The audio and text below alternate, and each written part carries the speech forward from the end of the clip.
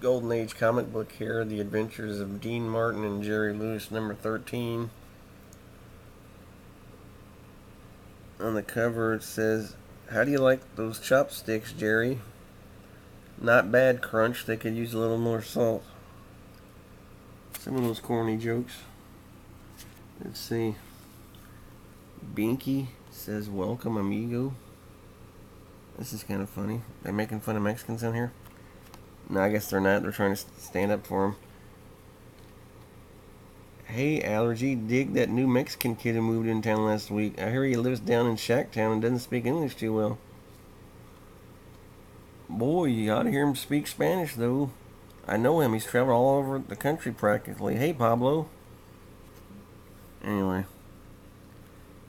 it's a good lesson for kids, I guess. This is kind of ironic. This is going on in America right now. People are mad at Mexican people or illegal immigrants. Not the same, of course. "My kid brother Allergy has the right idea." Brother's name is Allergy. "When new neighbors come to town, make them welcome, and you'll find you can learn from each other and all be amigos together." Interesting. So here's The Adventures of Dean Martin and Jerry Lewis. These guys were actually really, really big stars back in the day. This is 1954. This comic book. And later on, they broke up the act, and the comic book's the same way. It becomes The Adventures of Jerry Lewis.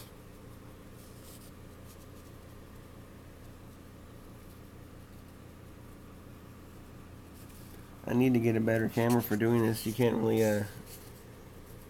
get the good close-up detail like some people on here do. Just filming a little bit to give you an idea what an inside of it looks like. Not exactly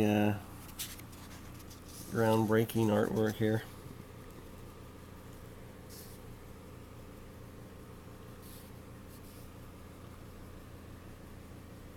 I guess Jerry Lewis was kind of like, for younger people who don't know who he is, it's kind of like the Jim Carrey of his day. I'm sure some Jerry Lewis fans wouldn't appreciate that. But Honey in Hollywood. This one was in The Adventures of Bob Hope also. He has his own comic book. I got another video of that one.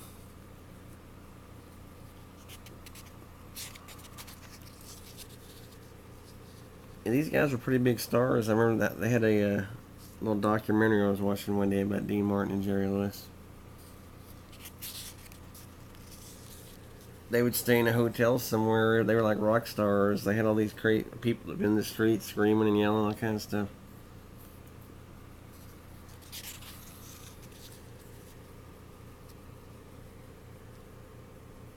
I don't know all the details why they broke up. I guess it's the same way all these other famous people break up, like the Beatles.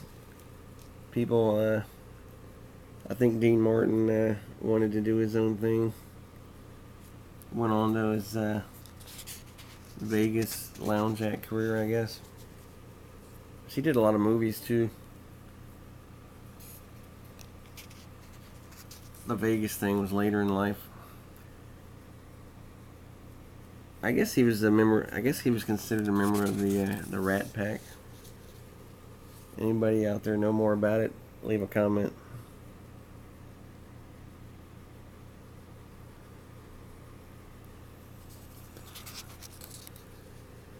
I like these old comic books. They're interesting. It's fun just to see. Well, it's like a piece of history, really. Like I live in Houston. All these comic books were found in a house here in Houston, and at the University of Houston, they used to have this college course, the history of private life, and they have the history of pop culture. I kind of find that interesting. That's something that gets overlooked because they always talk about the wars and the major events, politics, but like pop culture, like old TV shows or comic books, I find all that stuff fascinating.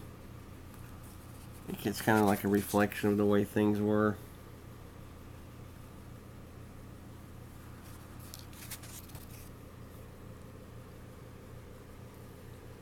this is back in the 50s. There's more.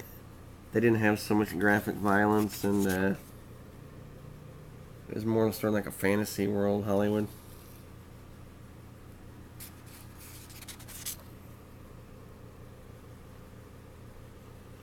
This is kind of weird.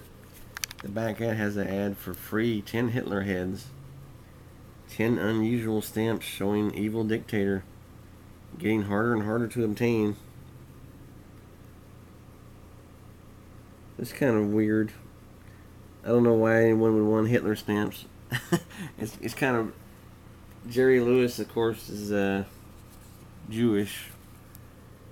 And he's dealt with some anti-Semitism. So I don't think he would appreciate the Adolf Hitler stamps for selling the back of his comic book. Anyway, that's number 13, Adventures of Dean Martin and Jerry Lewis from DC Comics. Later.